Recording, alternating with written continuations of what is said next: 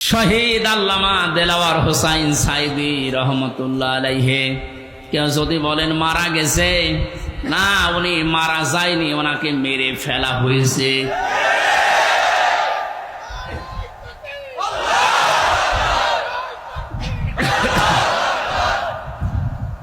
তিনটা বছরের ভেতরে আমার সাথে একদিন দেখা হয়েছিল জেলখানায়। উনি 1 নম্বরে, আমি 4 নম্বরে। বহু কথা ওই 10 মিনিটের ভেতর আমাকে শুনিয়েছিল।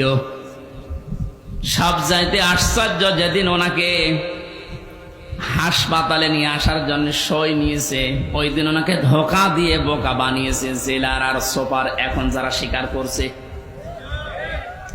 ওনাকে এটা জানিয়েছে যে আপনি মুক্ত হয়ে যাবেন। এদেশের নির্বাহী আদেশে যিনি দায়িত্বে আছেন, ওই সময় ছিলেন, তিনি নির্বাহী আদেশ দিয়ে আপনাকে মুক্ত করে দেবে। আপনি মুক্ত বাতাসে আবার কোরআনের কথা বলতে পারবেন। এ কথা বলার পরে সই নিয়ে ওখান থেকে বের করে প্রথমে গাজীপুরে নিয়ে যায়, ওই জায়গা থেকে নিয়ে যায় মেডিকেলে। ওখানে যাবার পর গাড়ি থেকে নামার সময় যে হাসিটা দেখেছিলেন আপনারা, আমরা তো জানি না, পরের দিন শুনলাম মারা গেছে। এখন ভিডিওতে দেখতে পাচ্ছি যে হাসিটা উনি দিয়েছিলেন, ওনার বিশ্বাস ছিল আমি আবার মুক্ত জীবনে কোরআনের কথা বলতে পারবো। কিন্তু ষড়যন্ত্র করে ওপরের নির্দেশে, বিশেষ করে এই ডাক্তার নামে কলঙ্ক।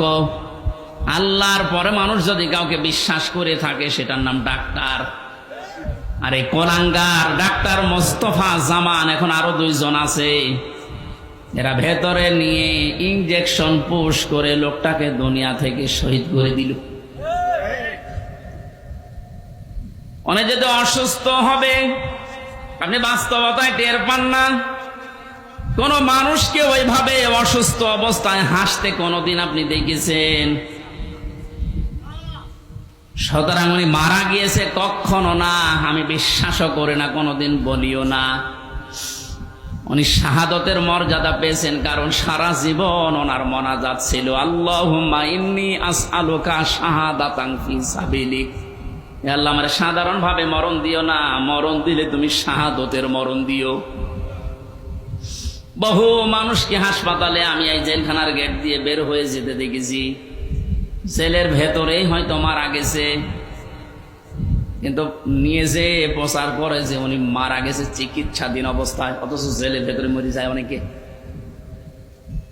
এই জন্য আমার প্রতিদিনের তাহাজ্জুদের নামাজের দোয়া এইটাই ছিল, আল্লাহ তুমি আমাকে এইভাবে সাধারণ মরণ দিও না। আল্লাহুম্মা ইন্নী আসআলুকা শাহাদাতান ফি সাবিলিক ওয়াজআল মাউতি ফি বালাদি রাসূলিক।